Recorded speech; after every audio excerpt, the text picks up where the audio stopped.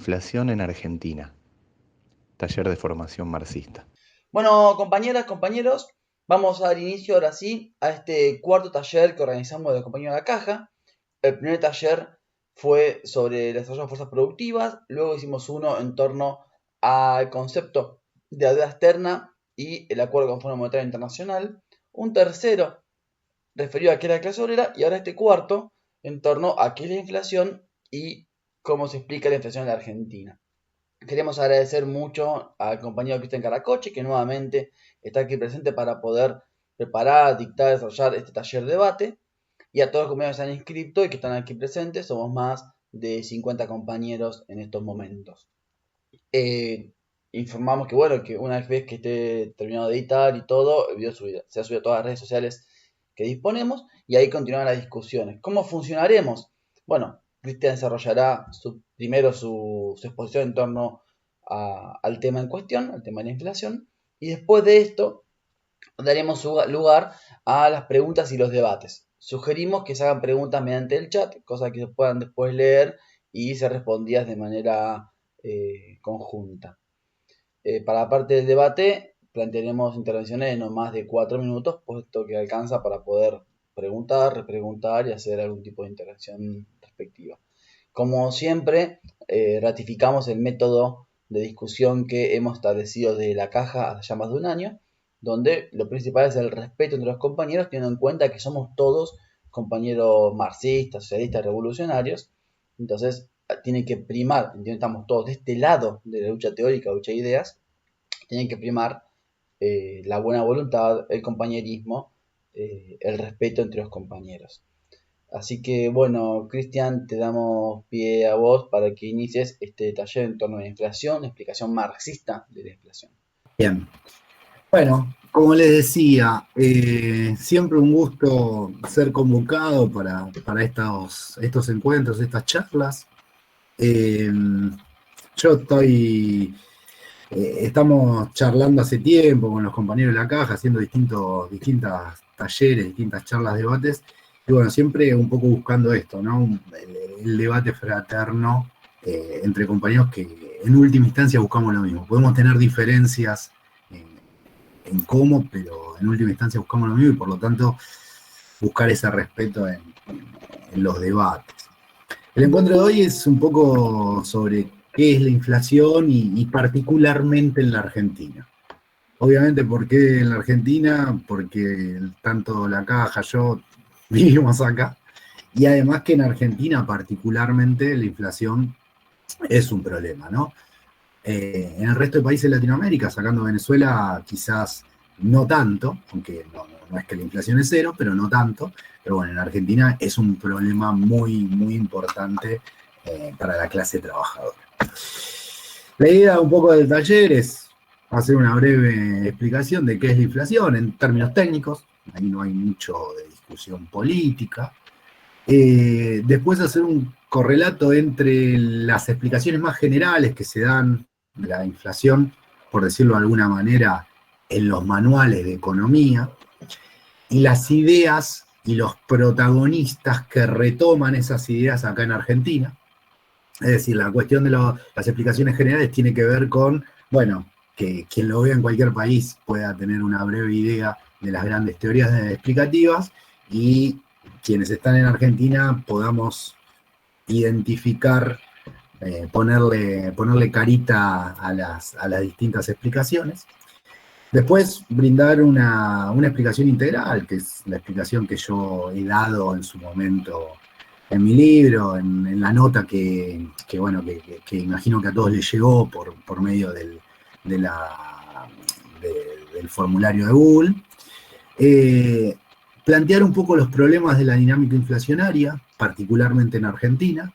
Y por último, bueno, como ya dijimos, abrir a preguntas y debates. Así que bueno, vamos a arrancar.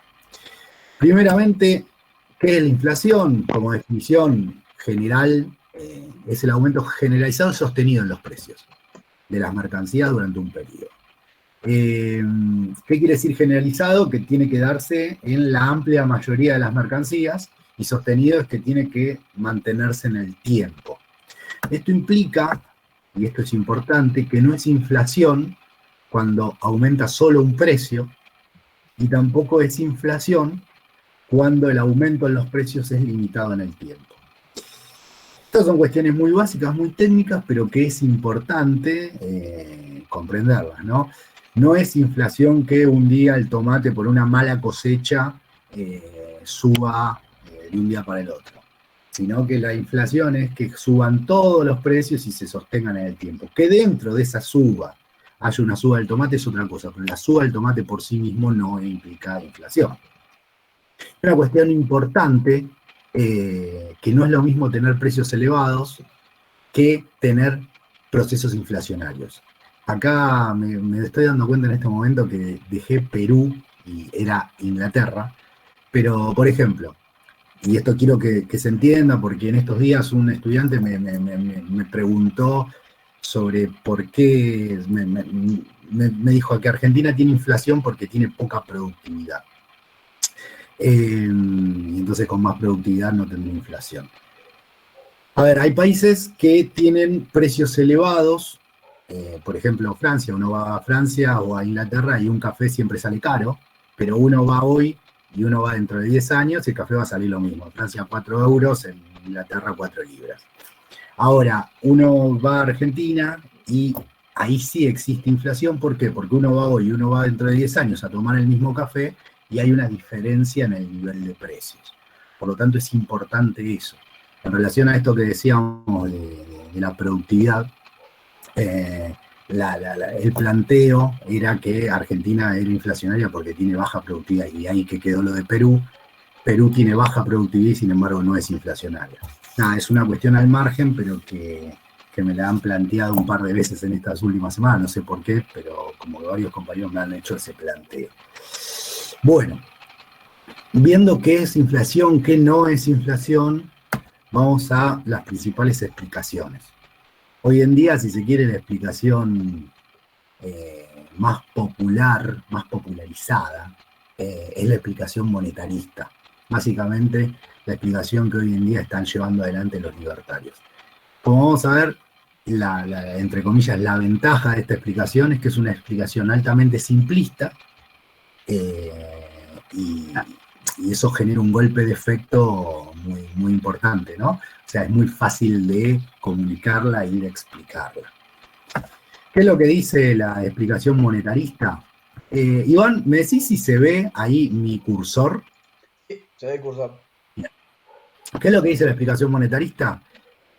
Que M por B, es decir, la cantidad de dinero M por la velocidad que ese dinero cambia de mano, tiene que ser igual al nivel de precios promedio P por la cantidad de transacciones.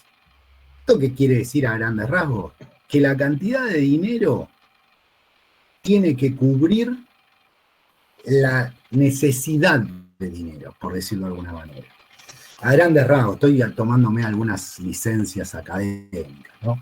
¿Esto qué quiere decir? Y si yo tengo más dinero, genero más dinero y no tengo tanta necesidad de dinero, es decir, no tengo más transacciones, esa cantidad de dinero extra va a terminar decantando en mayor nivel de precios. ¿Qué se plantea? B y T fijas, que es B, la velocidad de dinero, la velocidad que el dinero pasa de mano en mano, y T es la cantidad de transacciones. Al estar fijas, ¿qué es lo que se plantea? Que si aumenta la cantidad de dinero, esa cantidad de dinero va a generar una mayor demanda de la oferta que hay, y por lo tanto eso va a decantar en inflación. Sería algo así como decir, bueno, si yo todos los años produzco 100 viromes, y tengo dando vueltas en el país 1.000 pesos. Y de repente un año emito el doble y paso a tener en el país 2.000 pesos. En el momento que tenía 1.000 pesos dando vuelta en el país, cada virome iba a salir en promedio 10 pesos. Cuando duplico la cantidad de dinero, desde este punto de vista, las viromes van a duplicar su precio. Es un razonamiento bastante simple, bastante potente y bastante comunicable. Ahora bien, siempre se plantea que el principal motivo del incremento de la cantidad de dinero es la monetización del déficit fiscal. básicamente siempre se relaciona como causante de la inflación a un Estado que gasta más de lo que recauda y por lo tanto para cubrir la diferencia entre lo que gasta y lo que recauda se termina decidiendo por emitir dinero. Por lo tanto, la explicación monetarista plantea eso, ¿no? Plantea que la inflación es siempre y en todo momento un fenómeno monetario y que a su vez la inflación se debe por una mayor emisión de dinero de la que la economía requiere. Y por lo tanto, esa mayor emisión de dinero, como no genera mayor cantidad de transacciones, es decir, no genera mayor producción en la economía, deriva en un mayor nivel de precios. Esto tiene cierto correlato en términos empíricos. Uno, ¿qué es lo que ve? Que a medida que aumenta, no a medida, sino que van, si se quiere, de la mano. Después vamos a discutir cuál es la causalidad, si la inflación siempre está determinada por la emisión o si la emisión a veces puede convalidar inflación. Pero bueno, hay cierto correlato que muestra que los dos indicadores, cantidad de dinero, base monetaria y nivel de precios, suelen ir de la mano. Es una evidencia empírica, nos guste o no. Después podemos discutir cuál es la causalidad, pero se ve, y si uno hace esto es para Argentina, si uno hace esto en casi cualquier país, en casi cualquier país también encuentra esta relación bastante estrecha. ¿Cuáles son las principales críticas que tiene la explicación monetarista? Primero y principal, no siempre la velocidad del dinero y el número de transacciones son fijas. Muchas veces, sobre todo el número de transacciones, puede crecer, y entonces si crece la cantidad de transacciones, es decir, crece el producto, se puede emitir más que eso no sea inflacionario. Ese es el primer punto, un punto bastante importante que, bueno, después algunos monetaristas lo toman. Segunda cuestión, no siempre el incremento de dinero se deriva en mayor demanda. También puede ir a atesoramiento. ¿Esto qué quiere decir? Que algún gobierno con una moneda fuerte, como por ejemplo Estados Unidos, puede emitir dinero y que los estadounidenses, en lugar de ir a gastarlo al mercado y que eso genere una mayor demanda que la oferta y eso derive en inflación, ese dinero lo guarden. Entonces, es dinero que se emite, aumenta M y no aumenta P, no aumenta el nivel de precios. Esto puede pasar solamente en países donde, si se quiere, hay una cierta estabilidad monetaria y la gente tiende a ahorrar en esa moneda. En Argentina no. En Argentina, si uno emite dinero, la gente no guarda el dinero en el colchón, porque básicamente pierde plata a las horas. Pero bueno, en un país como Estados Unidos puede pasar que cierta emisión, cierto nivel de emisión, medido, moderado, no derive en inflación. Después, una cuestión importante, ya un poco la anticipamos, no siempre la dirección de la relación es de izquierda a derecha, es decir, no siempre es que aumenta la cantidad de dinero y por lo tanto aumenta el nivel de precios. Muchas veces también pasa que los gobiernos, ante un incremento en el nivel de precios por otras razones, lo que tienen que hacer es emitir dinero para que, si se quiere, la rueda del intercambio siga girando. Imaginémonos algo de nuevo con las viromes, ¿no? Tenemos 1.000 pesos dando vuelta en la economía y tenemos 100 viromes. Entonces vale 10 pesos cada virome. Ahora, de repente, por lo que sea, el costo de la virome sube y de repente, por lo que sea, bueno, la persona que vende viromes la empieza a vender más caro. No vamos a entrar en las razones porque entraríamos en un razonamiento circular. Pero por lo que sea, se genera un aumento en los costos que genera un incremento en el precio final de la virome. Si no aumenta la cantidad de dinero, es decir, si el gobierno no convalida esa inflación, el vendedor de viromes se va a quedar con las viromes en el bolsillo y va a quebrar. Por lo tanto, muchas veces los distintos gobiernos lo que hacen es emitir, no en términos de generación de inflación, sino en términos de convalidar inflación. Es decir, la mercancía llega al mercado con un precio estimativo. Y si no hay la cantidad de dinero para convalidar ese precio, el capitalista es muy probable o que quiebre o que incurra en altas pérdidas. Y obviamente que, bueno, los estados no buscan que los capitalistas quiebren o que incurran en altas pérdidas. Después, una cuestión importante. Dado que se explica que la emisión es hija del déficit, no se explica nunca desde este punto de vista, Milei nunca lo explica, Spar nunca lo explica, las razones del déficit. A lo sumo dicen que hay déficit porque los gobernantes son corruptos y porque son malos y porque quieren cagar a la gente. Es una explicación altamente voluntarista. Básicamente lo que se dice en última instancia es, los gobernantes, porque quieren, por una cuestión voluntarista, gastan más de lo que recaudan, por lo tanto emiten y por lo tanto tienen inflación. Es decir, en última instancia lo que se termina diciendo es que los gobernantes tienen inflación porque quieren, porque lo eligen. Es algo que claramente ningún gobernante en sus cabales aprobaría, ningún gobernante diría, sí, pasa eso, no.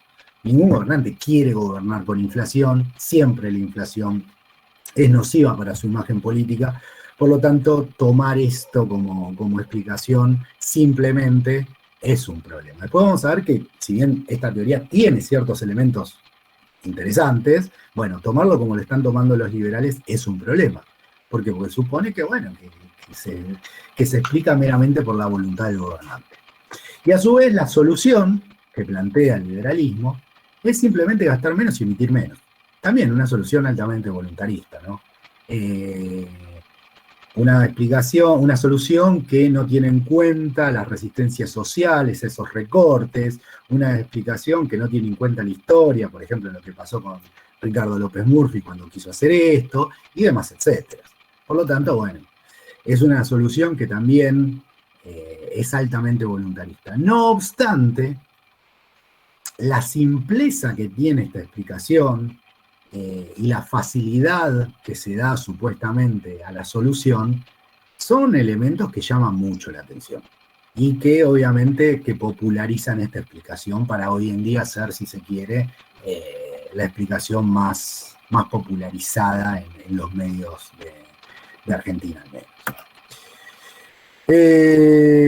No obstante, cabe aclarar que no se puede emitir todo lo que uno quiera porque a largo plazo siempre hay inflación. Si uno emite y emite y emite, a largo plazo siempre hay inflación. Eso es un punto que es cierto y no se puede negar eso. ¿Cuál es alguna cita sobre esto? Milei dice, el principal problema en la Argentina es que la solución está en manos del problema. Es decir, la solución está en manos del problema que es el Estado, ¿no? Este gobierno nos afanó 11 puntos del PBI. Fíjense que está hablando de nos afanó, como una cuestión de voluntad, 11 puntos del PBI en emitir dinero para financiar déficit, que después se transforma en inflación y castiga más fuerte a los más vulnerables. Los principales beneficiarios de la inflación son los políticos, o sea, los políticos son beneficiarios de la inflación, una locura. Por eso no quieren ir contra el Banco Central. Esto que uno cuando lo analiza fríamente dice es una locura. Bueno, esto es la explicación, si se quiere, más aceptada entre la población argentina. Es un problema, ¿no? La explicación keynesiana un poco retoma los elementos de la teoría monetarista, los errores de la teoría monetarista, y explica por qué esta teoría no opera en situaciones particulares. Es decir, no es una teoría opuesta, sino que es una continuadora del monetarismo. Tiene algunos contrapuntos, pero toma, si se quiere, grandes elementos del monetarismo, pero le plantea algunos problemas. ¿Cuáles son los principales problemas? Un poco ya los nombramos. La velocidad y las transacciones no son fijos, y por lo tanto, esa oferta no está siempre fija. ¿Qué quiere decir que no está siempre fija? Y que puede ser que en un país se puedan producir más. Keynes, siempre hay que entender que Keynes escribe en un contexto de crisis, por lo tanto había una oferta ociosa y por lo tanto podía crecer esa oferta. Y si crecía esa oferta, crecía la T, las transacciones, se podía emitir que podía no haber inflación. Segunda cuestión, un poco derivado de lo anterior. Solo hay inflación cuando la demanda agregada supera la oferta. Es decir, si hay oferta y falta demanda y se emite, no es necesario que haya inflación. Solamente hay inflación y solamente opera la posición monetarista cuando hay pleno empleo, cuando todos los trabajadores están ocupados, cuando todas las máquinas están funcionando a tope y ahí se emite más dinero. Ahora, si hay trabajadores desocupados, si hay máquinas que no están funcionando, que no están operando, y el Estado emite para generar demanda agregada, desde la visión keynesiana no necesariamente hay inflación. No necesariamente va a haber inflación. Y un poco relacionado con eso, no siempre la emisión es inflacionaria. Si hay capacidad productiva ociosa, la emisión puede generar demanda agregada sin inflación. Un poco lo que decíamos recién. ¿Cuáles son las principales críticas a todo esto? El principal problema que tiene esta teoría es la deformación que hacen los actuales keynesianos. Básicamente en Argentina, el kirchnerismo. ¿Qué es lo que el principal, alguno de los problemas? La teoría monetarista tiene algunos problemas, ya lo dijimos, que no siempre opera, y por lo tanto los keynesianos actuales plantean directamente que la emisión no genera nunca inflación a secas. Es decir, llevan al extremo la crítica de Keynes. Keynes dice, no siempre la emisión genera inflación. Los keynesianos actuales ya terminan diciendo, la emisión no es que no siempre genera inflación, sino que la emisión no genera nunca inflación. De hecho, un poco esto se ve, se trasluce en el debate interno en el gobierno.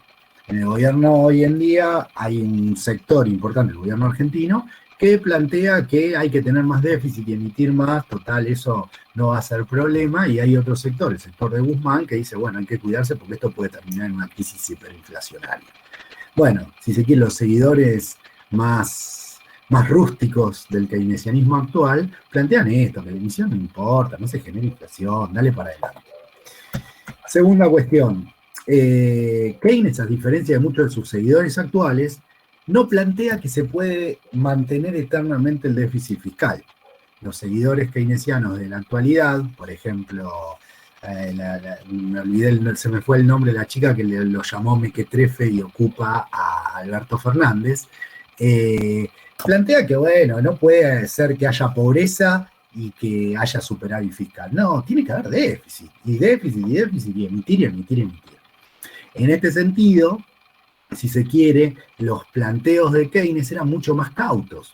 Decían, el déficit es plausible en tanto y en cuanto periodos cortos para sacar a la economía de la crisis, pero no se puede tener déficit eternamente. Bueno, los keynesianos actuales, muchos keynesianos actuales, no todos, pero muchos keynesianos actuales plantean que, bueno, que se puede vivir eternamente en déficit fiscal. Acá un poco la opinión de Axel Kicillof. Dice, el experimento macrista de 2018-2019 es una nueva refutación para esta explicación. Se acordó con el FMI una política de control monetario estricto, pero como se ve, la inflación no se dio por enterada. No hubo ninguna maquinita prendida y sin embargo solo consiguieron tasas altísimas, recesión, caída del salario real y del empleo privado. Básicamente lo que está diciendo Axel Kicillof con esto es, bueno, la teoría monetarista no operó durante el macrismo, no opera nunca. Entonces, bueno, hay que darle a la maquinita, total, no es algo que genere problemas. Ahora vamos con todo lo que son la serie de explicaciones por costos.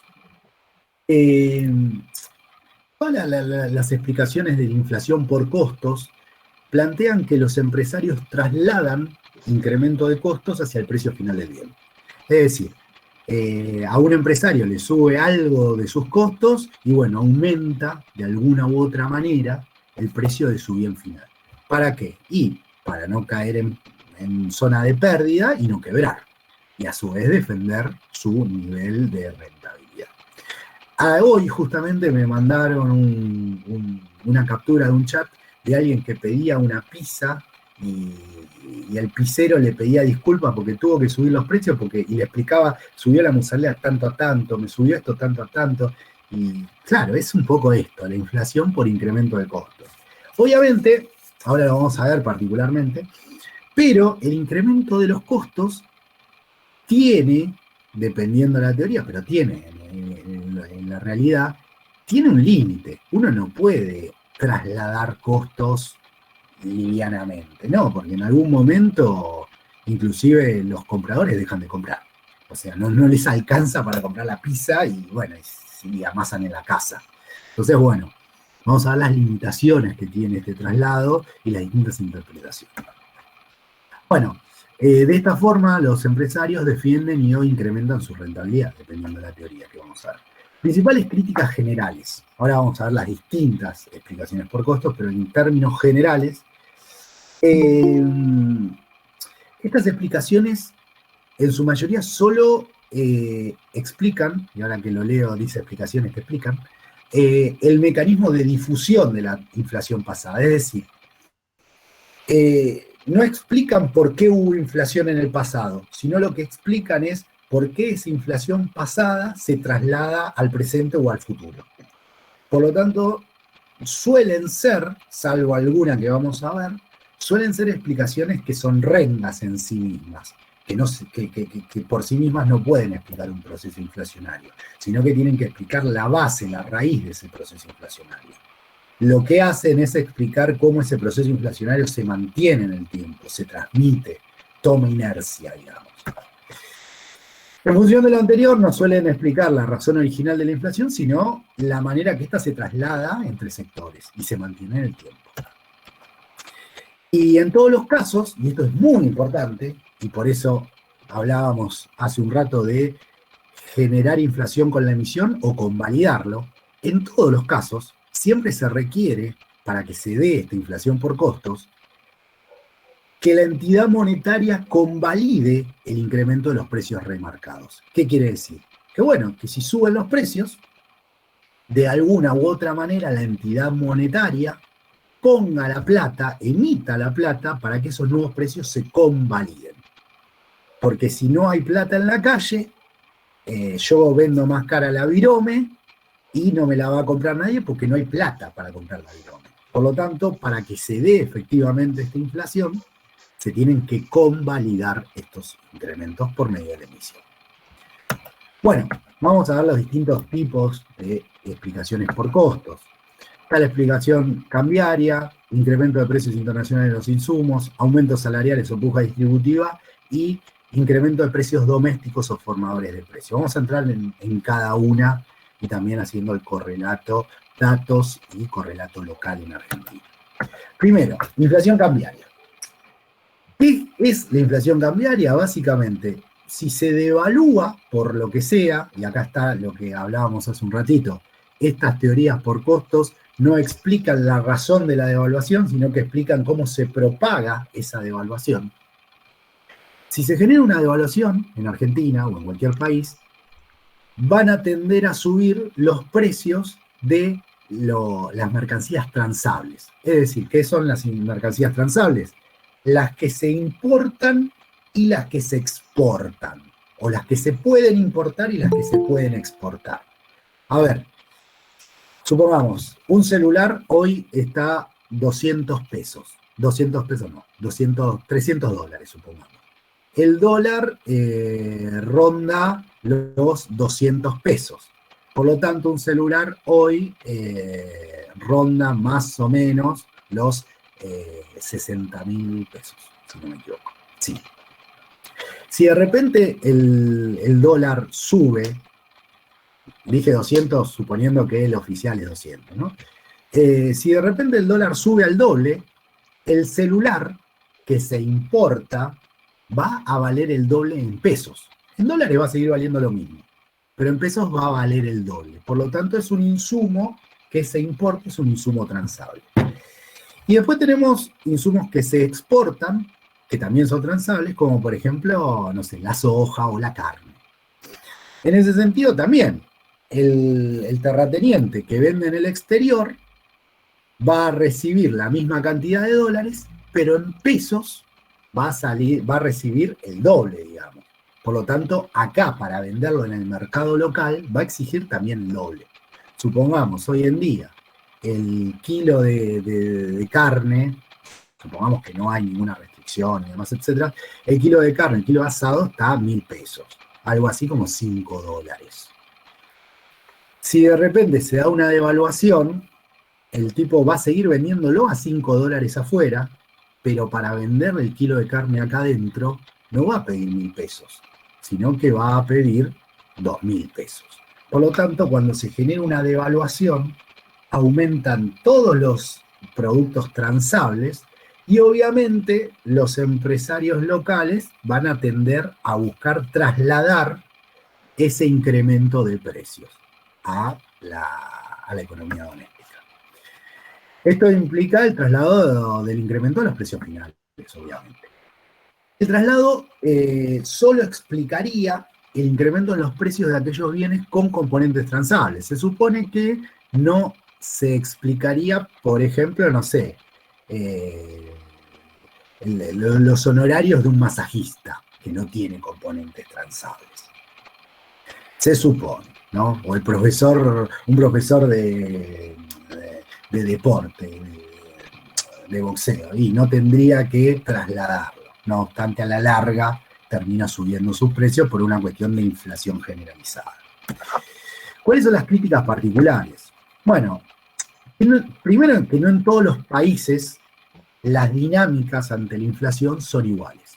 Por ejemplo, en Brasil, cada vez que se da una inflación por devaluación, no afecta, no tiene la velocidad y no tiene la fuerza que tiene en Argentina. Acá cuando se devalúa, al día siguiente ya todos ya remarcaron precios. En otros países no pasa eso.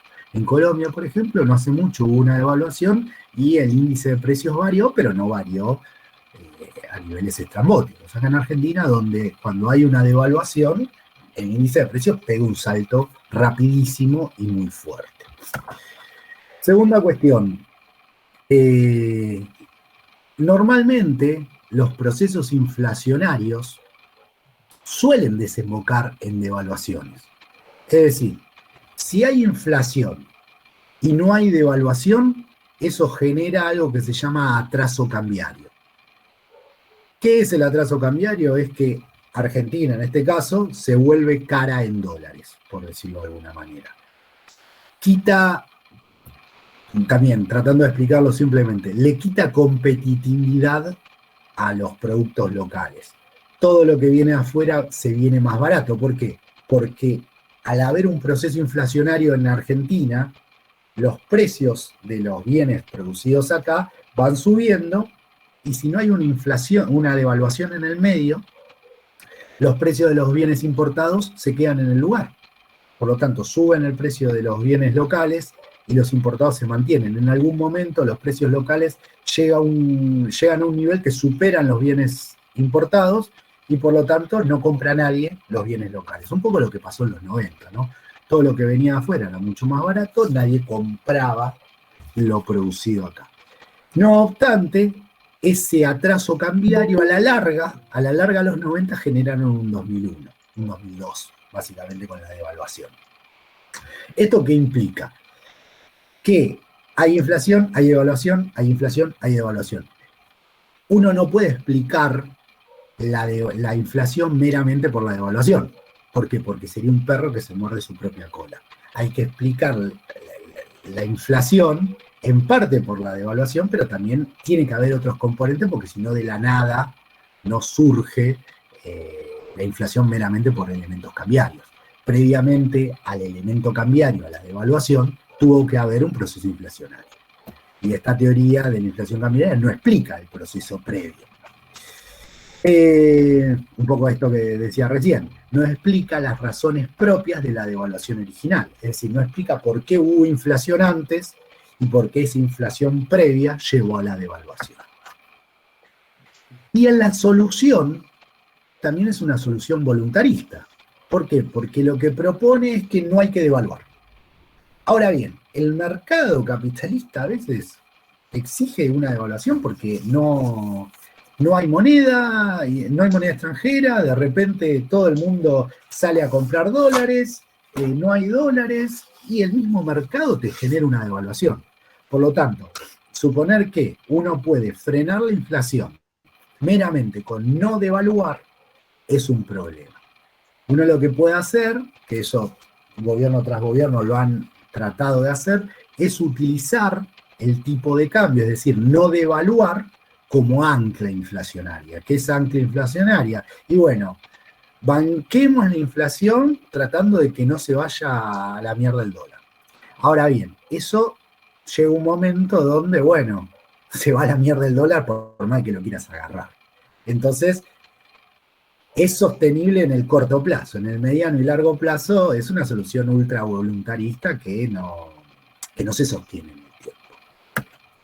Bueno, acá un poco se muestra cómo las distintas variaciones del tipo de cambio en azul se corresponden con picos de inflación interanual, ¿no? O sea, acá en el 2002 hubo una fuerte devaluación y hubo una fuerte inflación. Acá la seguidilla de inflación, de devaluaciones 2014, 2016, 2018, también muestran distintos picos de inflación en Argentina. Es decir, tiene una correlación empírica bastante clara. Lo que pasa que, bueno, ¿cómo se explica que en el 2003 la inflación era baja y en el 2018 ya estaba rondando el 40-50%? No se explica solamente por inflación cambiaria, no obstante, parte de esta inflación, después vamos a ver que sí se explica por estas devaluaciones sucesivas.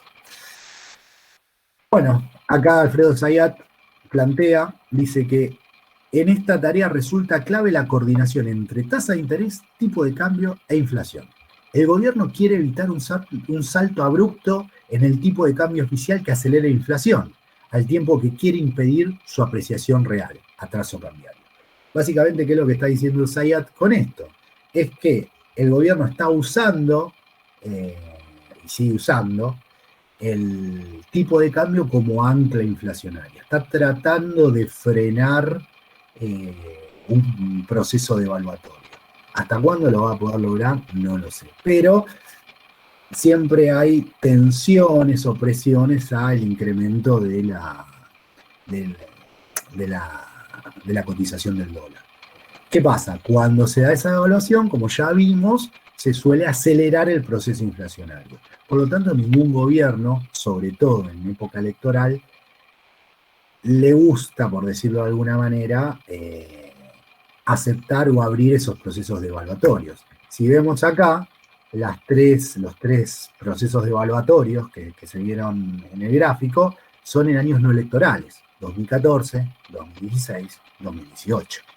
¿Por qué? Y porque en año electoral el gobierno se agarra con todo lo que tiene el dólar para que no le genere un problema inflacionario extra que afecte su popularidad en el voto. Bien. El incremento internacional de los insumos. Bueno, al aumentar el precio internacional en dólares de determinados productos, llegan al mercado local a un mayor precio en pesos. Si sube el precio del petróleo, si sube el precio del trigo, si sube el precio de lo que sea, acá va a haber que pagarlo más, tanto en dólares como en pesos. Esto obviamente implica un traslado del incremento de los precios finales. ¿Cuáles son las críticas particulares? Que, de nuevo, no se explica por qué en el mundo aumentan los precios. Esto lo que explica únicamente es cómo esos precios afectan a la economía local. A su vez, una cuestión importante, sobre todo en Argentina, esta teoría solo explica un porcentaje reducido de la inflación que arrastra Argentina. A ver, la gran mayoría de países del mundo sufren los mismos problemas con el incremento internacional de insumos y tienen unas inflaciones de abajo del 10%. Argentina, no obstante, tiene un 60% de inflación. Por lo tanto, esta explicación para el caso argentino opera, pero opera reducidamente. Y la solución, y esto es un problema también, la solución que se proponen los partidarios de esta explicación es el famoso desacople de precios, que también es una solución voluntarista. ¿Por qué? Porque en la actualidad del capitalismo es imposible desacoplar los precios, salvo que, bueno, se expropien a los medios de producción. Porque si no, el empresario, si suben los precios internacionales, ¿por qué va a seguir vendiendo a un precio más bajo que antes? No tiene razón de ser eso. No obstante, bueno, hay gente que habla de que se tiene que dar un desacople de precios. ¿Se pueden dar cierto desacople de precios si se quiere, en el límite, en el margen? Sí, y se le puede cobrar un poco más de retenciones. Por ahí se puede limitar la exportación de la carne para que haya más producto en el mercado interno. No obstante, esto es una solución de muy corto plazo. El caso de la carne un poco representa esto, que ¿qué es lo que pasa? Y sí, se le ponen limitaciones, se limita la exportación y demás, etcétera. ¿Y qué es lo que hicieron los vendedores de carne? Empezaron a liquidar vientres. ¿Qué es la liquidación de vientre? Básicamente, el proceso de la carne tiene vientres que son, si se quiere, las vacas que tienen terneros, y que los terneros son los que van al matadero. No obstante, como se le venía reduciendo la rentabilidad, no estoy diciendo que estos terratenientes y los frigoríficos eran pobretones, lo que estoy diciendo es que se le venía reduciendo la rentabilidad y entre una rentabilidad más baja y una rentabilidad más alta, eligen una rentabilidad más alta.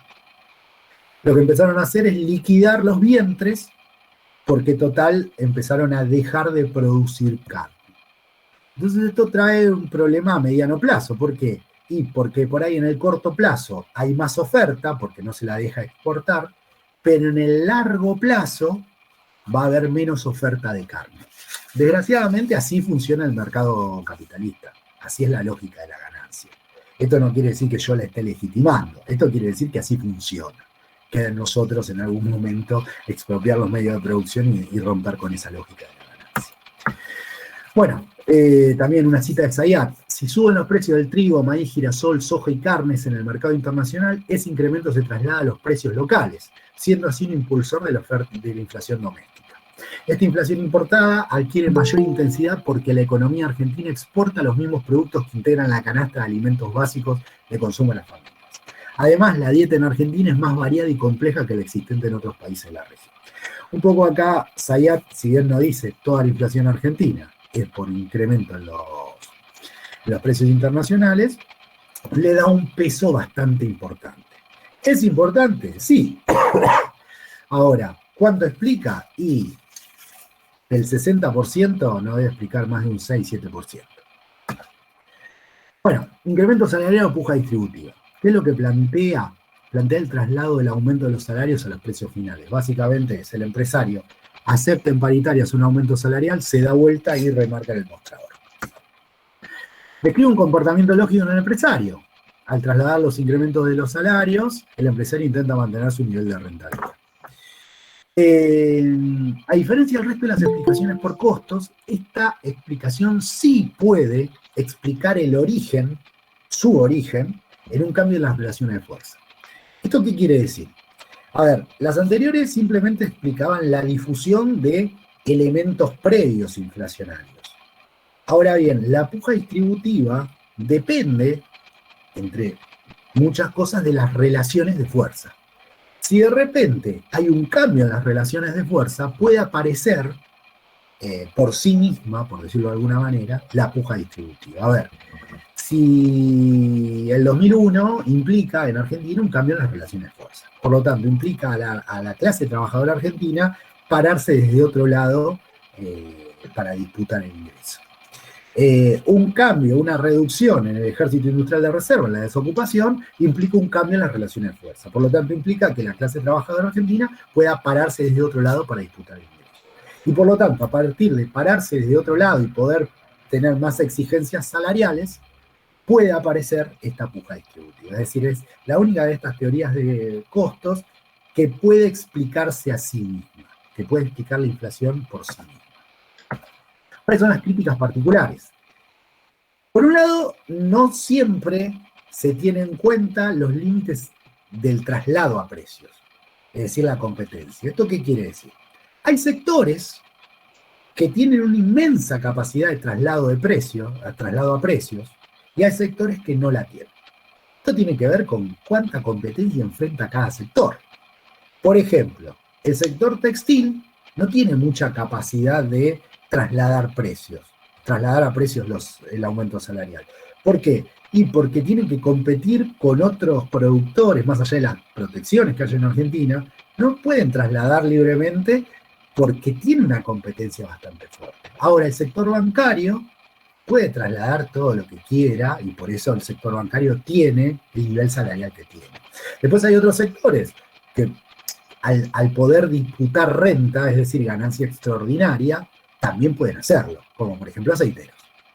Es decir, no hay que dejar de ver esto de los distintos sectores y su distinta inserción productiva para entender cuál es la capacidad de traslado a precios y cuál es su capacidad salarial, digamos. No por nada bancarios y aceiteros tienen los salarios que tienen y no por nada textil y comercio tienen los salarios que tienen. ¿Cuál es el problema desde esta visión? Esta visión tomada desde el progresismo supone que dentro del capitalismo actual existe la posibilidad, bastante errónea, pero es lo que supone el progresismo, que se puede cortar la puja distributiva de manera progresista. Y hay una realidad. Históricamente, al menos de los 70 para acá, siempre que se cortó la puja distributiva, siempre se cortó por el lado más fino, básicamente, que es por el lado de los trabajadores. A grandes rasgos, ¿cómo funciona la puja distributiva? Aumento de salario, aumento de precio. Aumento de salario, aumento de precio. ¿Cómo se cortó históricamente? Y se eliminó el aumento de salario. Se eliminaron paritarias. O se intervinieron paritarias con un fuerte golpe a la baja que, si se quiere, permita recomponer ganancias. Siempre se recorta por el lado más fino, desgraciadamente por el lado de los trabajadores, por el lado del salario. Por lo tanto, esta también es una solución voluntarista. Un poco se ve cómo evolucionó la puja distributiva. Cómo fue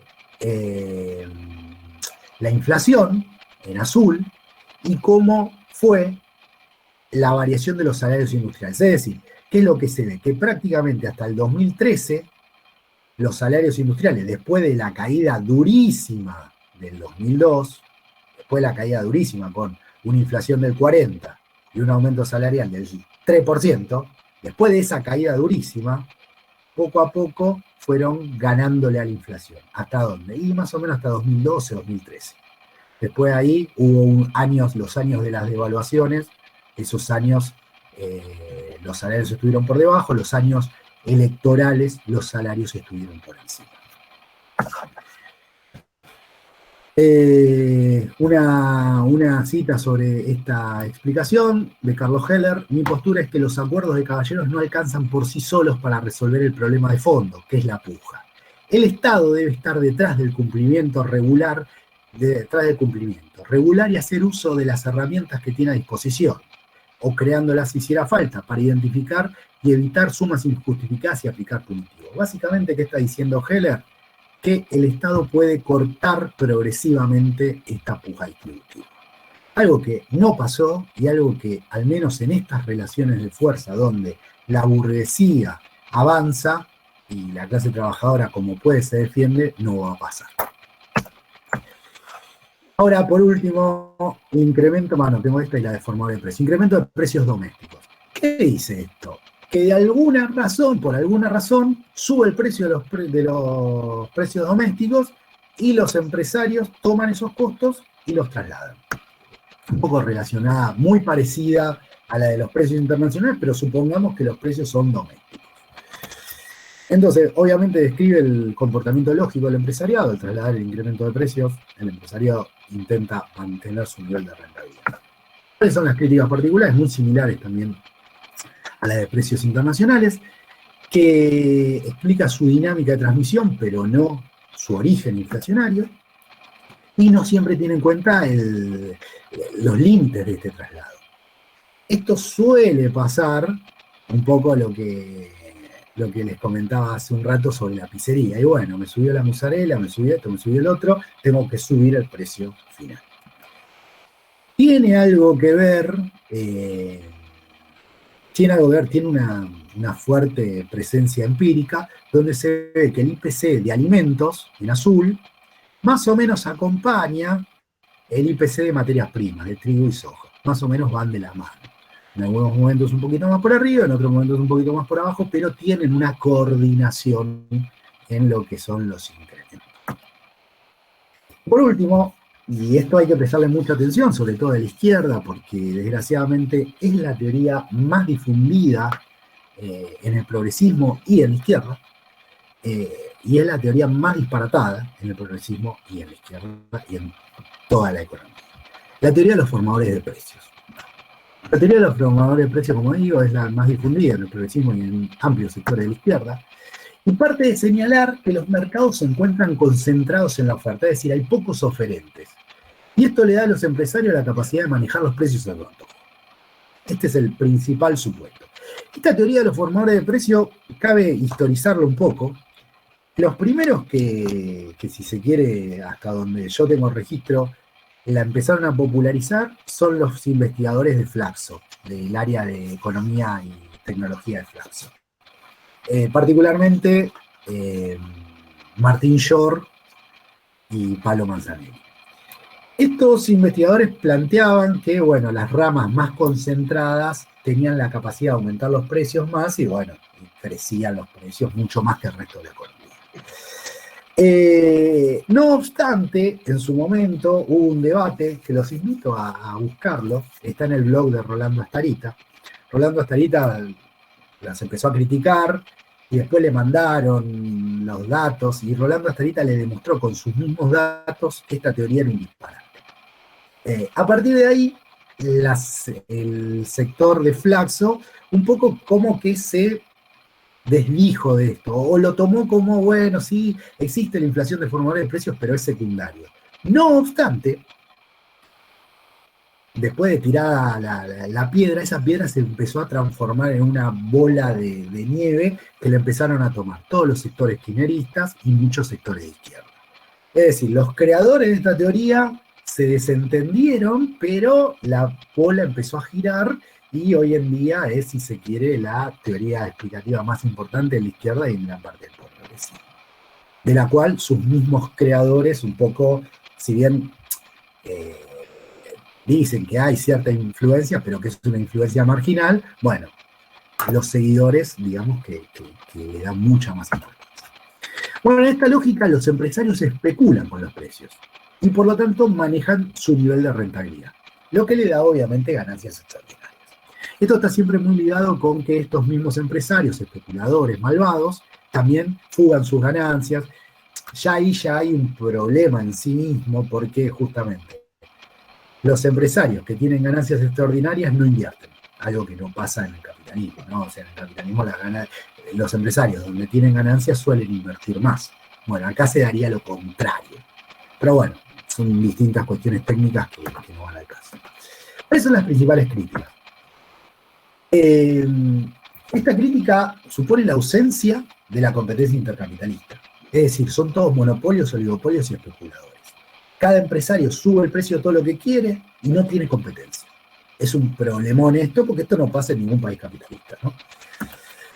Segunda cuestión, no se explica por qué, si los empresarios manejan los precios y la rentabilidad a su discreción, la inflación no es aún mayor. Es decir, ¿por qué un empresario gana lo que gana y no ganaría el doble, el triple, el cuádruple, infinito? Si total puede aumentar sus precios todo lo que quiere. No se explica por qué. A su vez, esto es más empírico, lo anterior era más lógico, pero esto es más empírico. No se explica por qué, con una concentración similar a la de los países vecinos, la inflación argentina es mayor. Digamos, los empresarios argentinos tienen un nivel de concentración que es similar al de Brasil, al de Uruguay, al de Bolivia, al de Paraguay. No obstante, en Argentina los empresarios son malos y en otros lados son buenos. Una locura. Y en el caso extremo, si lo llevamos ahí, en el caso extremo que los empresarios pueden establecer a su gusto los precios, a lo sumo lo que explicaría sería el nivel.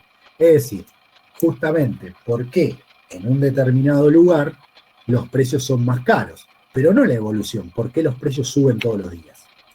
A ver, supongamos que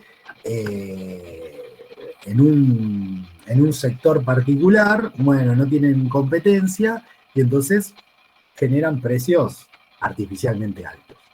Eso explica el precio artificialmente alto, pero no explica que todos los meses ese precio suba. Es decir, no explica la inflación. Por lo tanto, es un problema para esta explicación. Los datos medibles la desmienten, es decir, de nuevo recomiendo que vayan a ese debate que está en el blog de Rolando Astarita, donde el mismo Rolando agarra y le dice, che, mira, con tus datos me da lo contrario a lo que estás diciendo. Y a su vez, por último, propone una solución voluntarista, porque ¿cuál es la solución? Y como estos empresarios especulan, le podemos controlar el precio. Por lo tanto, esa es la solución a esto. Y es sabido que dentro de un capitalismo como el actual, donde la burguesía avanza, controlar los precios es algo imposible. Por lo tanto, es una solución altamente voluntarista. Cita a Fernández. Más allá de que los precios internacionales de los alimentos hayan aumentado, hay en Argentina un aumento desmedido producto de la voracidad de los formadores de precios. Y hay que explicarles que no es tiempo de ser voraces, sino de ser solidarios, de pensar en los que menos tienen y más les cuesta ganar un peso. Esto es excesivamente voluntarista, pero esperemos que vienen cosas más voluntaristas todavía. Mira, Bregman. La inflación no es un fenómeno natural. Detrás de cada precio remarcado hay un grupo de empresarios con el lápiz en la mano. El gobierno hace declaraciones, pero hasta autoriza las remarcaciones, como ocurrió varias veces en las últimas semanas con los aumentos de los combustibles. Y el sumum del voluntarismo dice Juan Carlos Giordano, izquierda socialista. Los precios no bajan o suben porque se consuma más o menos, sino que dependen de la voluntad. Esto no es un meme, es lo que escribió en su nota, sino que dependen de la voluntad de los monopolios formadores de precios. ¿Por qué? Porque a los precios los fijan en forma monopólica un puñado de empresarios y multinacionales. Cualquier análisis por sector muestra que una, dos o a lo sumo 3 grandes firmas concentran la inmensa mayoría de los productos que ofrecen. O sea, esto lo escribió, está en el portal de Izquierda Socialista. Ustedes googlean y sale esto. No es que lo inventé yo. Más voluntaristas no se consigue. Ahora bien, por último vamos a un intento de explicar integralmente la inflación argentina en el pasado reciente. Ya habiendo visto los distintos procesos, las distintas explicaciones, ¿cómo se explica la inflación argentina actual y del pasado reciente? Como primera cuestión, ¿qué es lo que se ve? La década del 90 la inflación estuvo planchada y a partir de la devaluación se genera un proceso que más allá de su variabilidad tiene una clara tendencia alcista, digamos. Cada vez los pisos son más altos y los picos también son más altos. Ahora, ¿qué se debe? ¿Cuáles son las razones de fondo de esto? Bueno, entre el 98 y el 2001, en el 98 hay una devaluación en Brasil. Por lo tanto, Argentina pierde competitividad, las empresas pierden rentabilidad y aumentan los desequilibrios económicos. Desequilibrios fiscales, desequilibrios externos. En este marco, yo siempre remarco lo que Adolfo Billy llama la anomalía argentina. ¿Qué es la anomalía argentina? A grandes rasgos es una clase trabajadora que en relación a otros países de la región está mucho más organizada y movilizada. Y a partir de 98, en realidad 96, pero ya van tomando forma los distintos movimientos piqueteros, se va generando, se va retomando, si se quiere, la conflictividad social que durante un breve periodo de los 90, no vamos a decir que estuvo dormida, pero estuvo bastante aplacada por el gobierno menemista. A partir de 97, 98, 99, esta conflictividad basada en esta anomalía argentina empieza a tomar forma. Esta anomalía argentina, esta resistencia de la clase trabajadora, resistencia a largo plazo de la clase trabajadora, generaba la imposibilidad de un ajuste nominal. ¿Qué quiere decir un ajuste nominal? En la época de la convertibilidad, ante la devaluación brasilera, si no se quería devaluar, lo que había que hacer para ganar competitividad era bajar el precio local, pero bajarlo en términos nominales. Y claro, para bajar el término en precios nominales locales, lo que se necesitaba era bajar los salarios nominales. Esto un poco avanzó el gobierno de la Alianza, pero se encontró con un límite bastante estricto. La clase trabajadora decía no. Primero hubo un recorte en jubilaciones, después quisieron hacer un recorte en educación y demás, etc. Entonces se quería avanzar en este ajuste nominal, pero este ajuste nominal se chocaba con esta anomalía argentina. Por lo tanto, ¿cuál fue la salida que encontró el capitalismo argentino? La devaluación. Y la devaluación implicó un nuevo esquema monetario. Y yo acá quiero hacer un punto en el esquema monetario, ¿no? A ver, el esquema monetario implica que uno puede emitir o no puede emitir. En la convertibilidad, el país no tenía la capacidad de emitir todo lo que quería, porque, bueno, para emitir se necesitaban dólares. En una dolarización no se puede emitir porque uno no imprime dólar. Ahora, en el esquema actual, el país puede emitir pesos. ¿Por qué? Porque tiene un esquema monetario que lo permite. ¿Qué es lo que pasa? En la convertibilidad, al no poder emitir, al no tener un esquema monetario que permita emitir, cualquier ajuste se tenía que dar por el lado nominal, pero la clase trabajadora trababa a ese ajuste por el lado nominal. Por lo tanto, las mismas relaciones de fuerza establecieron que ese esquema monetario no daba más. No obstante, y acá se da una dialéctica entre el esquema monetario y las relaciones de fuerza, yendo para atrás, el mismo esquema monetario de la convertibilidad en su momento disciplinó a la misma clase trabajadora. ¿En qué sentido? Que justamente al no poder emitir, si se quiere, se sacaba de raíz la posibilidad de puja distributiva. ¿Por qué? Y porque no se podía emitir para convalidar esos aumentos que después se trasladaban. Por lo tanto, acá la cuestión de esquema monetario y relaciones de fuerza es muy importante. Con una clase trabajadora movilizada, el esquema monetario de la convertibilidad, o podría haber sido de la dolarización, ya no se sostiene. ¿Por qué? Porque no hay una clase trabajadora que acepte ese ajuste nominal. Por lo tanto, acá hay que prestar mucha atención. Hoy en día, tanto que se habla de dolarización y de convertibilidad. ¿Por qué? Porque implementar ese viejo, pero nuevo esquema monetario de la dolarización o la convertibilidad, implicaría que la clase trabajadora se tiene que disciplinar a ese esquema monetario y por lo tanto no puede lograr aumentos salariales porque el empresariado no puede trasladarlos a precios. Y eso es algo que en las próximas elecciones se va a hablar mucho. Bueno, como les decía, anomalía argentina. Primer gran ingrediente de la inflación argentina, entre el 2002 y el 2015 hay un crecimiento de los precios de los commodities, de los precios internacionales. ¿Eso alienta a un leve crecimiento en los precios locales? Sí. ¿Genera una explicación de la totalidad? No. Hay que entender que la devaluación generó un incremento de la inflación momentáneo en el 2002 y ya el 2003 bajó abruptamente.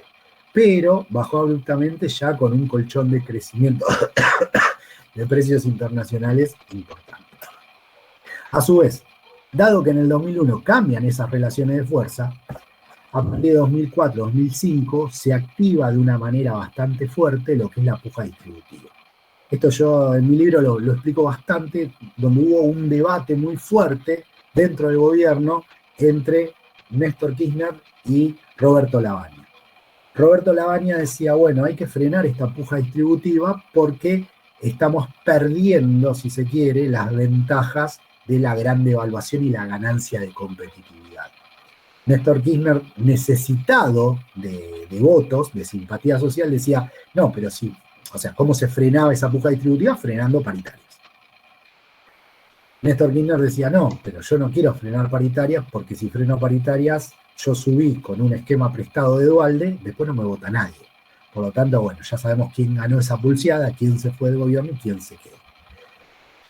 Como decía, por un lado, cambio de relaciones de fuerza en el 2001, 2003, 2004, reactivación de paritarias, y 2005-2006 ya se da una caída tal en el desempleo que mejora las condiciones de la clase trabajadora como para exigir recomposición salarial. A su vez, entre 2009 y 2010 se empieza a dar, y que se mantiene hasta la actualidad, la aparición del déficit fiscal. Y esa aparición del déficit fiscal implica la monetización del déficit fiscal, es decir, el Estado gasta más de lo que recauda y emite. Y hay que entender esto y para diferenciarse de la escuela monetarista. No es que el Estado le gusta emitir, no, el Estado emite un poco relacionado con estas relaciones de fuerza de una clase trabajadora que no acepta los recortes.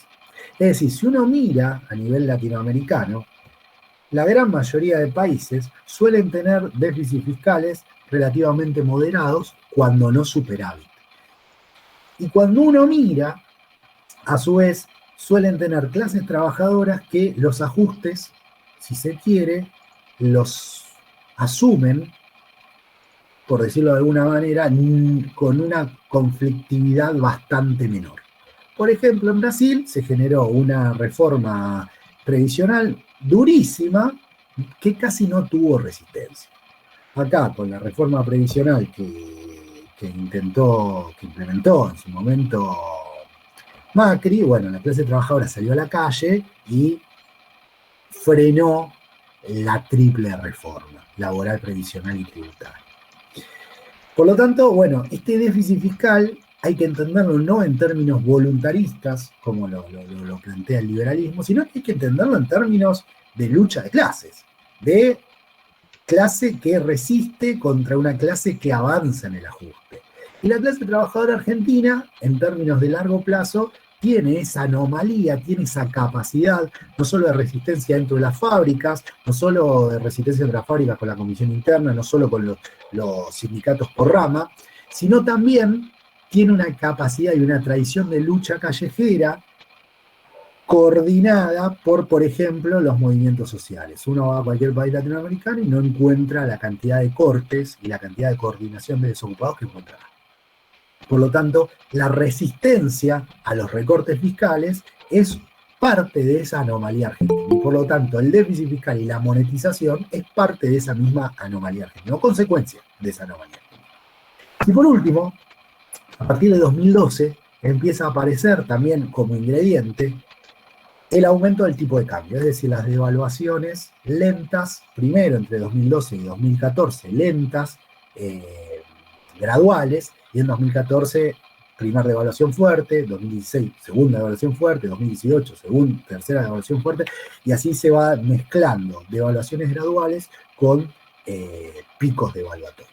Por lo tanto, la inflación actual que hay en Argentina tiene distintos ingredientes.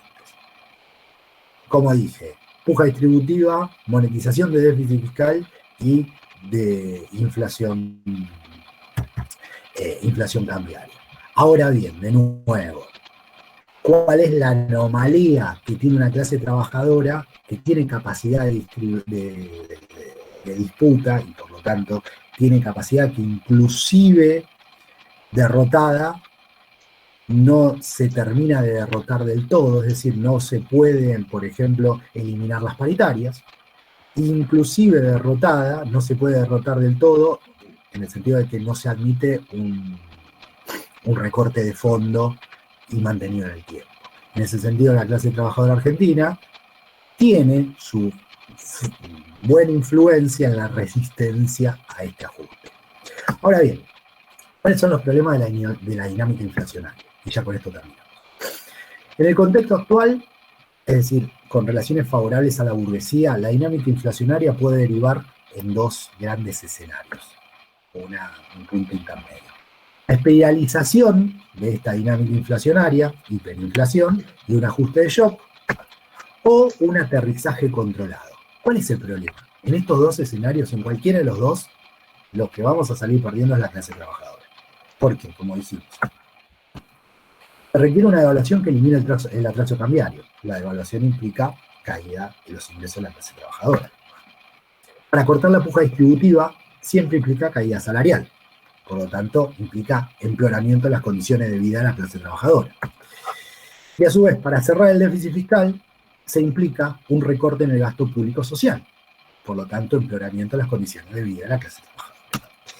Por lo tanto, es esperable que el actual ajuste siga vigente. No sé por cuánto tiempo, pero que siga vigente seguro.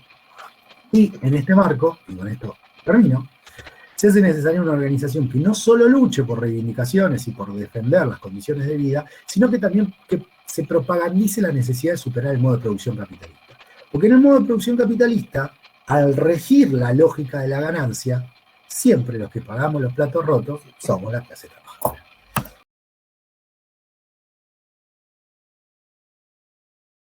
Bueno, hay 3 preguntas más o menos diferentes, así que te las leo todas, después cualquier cosa lo retomamos. La primera, Javier Leukovitz, espero haber leído bien el nombre, el apellido, plantea que entre la diferencia entre países con un proceso de inflación, Argentina, Brasil, Colombia, Chile, Uruguay o Perú, dice que bueno, en Argentina siempre le contestaban que era mayor, y repregunta ¿por qué los sindicatos negocian 3 meses, tipo gatillo, si la patronal nunca buscó firmar por 2 o 3 años? Y asume la respuesta de él que es a través del dinero fiduciario, o que la Argentina a través del BCRA no genera la confianza, o que el Estado no genera confianza en la emisión monetaria. Yo te pregunto, viste que hablaste de Zayat, Sí. Que hace una terna, tasa de interés, devaluación y emisión. Sí.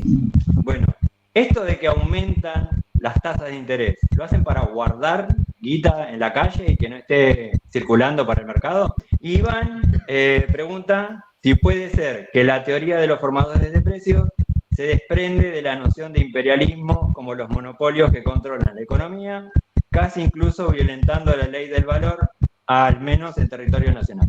Bueno, contesto rápidamente y después voy a la de Javier.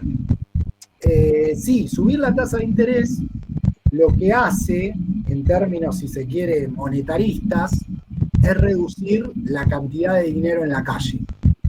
Y por lo tanto, lo que hace es reducir, a su vez, la cantidad de dinero que va a comprar. En última instancia, reducir la demanda. Y al haber menor demanda, lo que se espera es que haya menor incentivo a la inflación.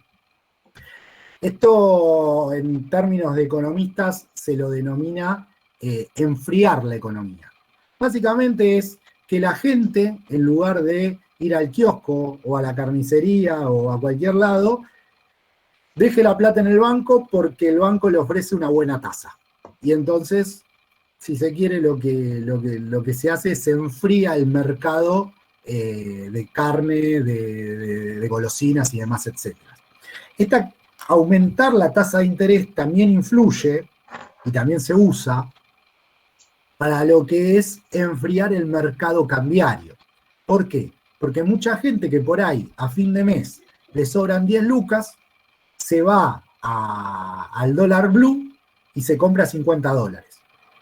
Al subir la tasa de interés, entre comillas, se intenta también seducir a esa persona que se compra $50 a que deje la plata en el banco y que le rinda algún tipo de interés. Por lo tanto, sí, la tasa de interés es una herramienta que utilizan muchas veces para frenar la inflación. ¿Cuál es el problema de frenar la inflación por este método? Que uno saca dinero del presente, pero promete dinero a futuro. Y promete más dinero a futuro. ¿Se entiende? Por lo tanto, es como una bola de tiempo. El mejor de estos ejemplos es lo que se llamaban las LELIC o las LEVAC, que se generaban, lo que se hacía es, se tomaba dinero de las personas que tenían ahorristas en los bancos, que por medio de fondos de inversión compraban LELIC, y el banco le daba, no, creo que a los bancos simplemente. O sea, lo que hacía era, sacaba plata de la plaza, secaba la plaza por medio de un papelito, lo que pasa que a futuro prometía ese papelito que le iba a dar por ahí el doble de lo que le estaba sacando hoy. Y entonces se iba generando una bola de nieve que cada vez era más grande porque los intereses capitalizaban y se generó una bola de nieve gigante y bueno, a la larga esa bola de nieve se fue desactivando lentamente, pero no es una solución de fondo. Después, Iván había preguntado si la teoría de los formadores de precios tiene que ver con el imperialismo. Ellos, los autores originales no lo plantean así, no obstante, yo creo que tiene una linealidad bastante importante con esta teoría del monopolio y demás. De hecho, cuando vemos los planteos de los formadores de precios desde el trotskismo, se ve que hablan de los monopolios, del puñado de monopolios y demás, etc.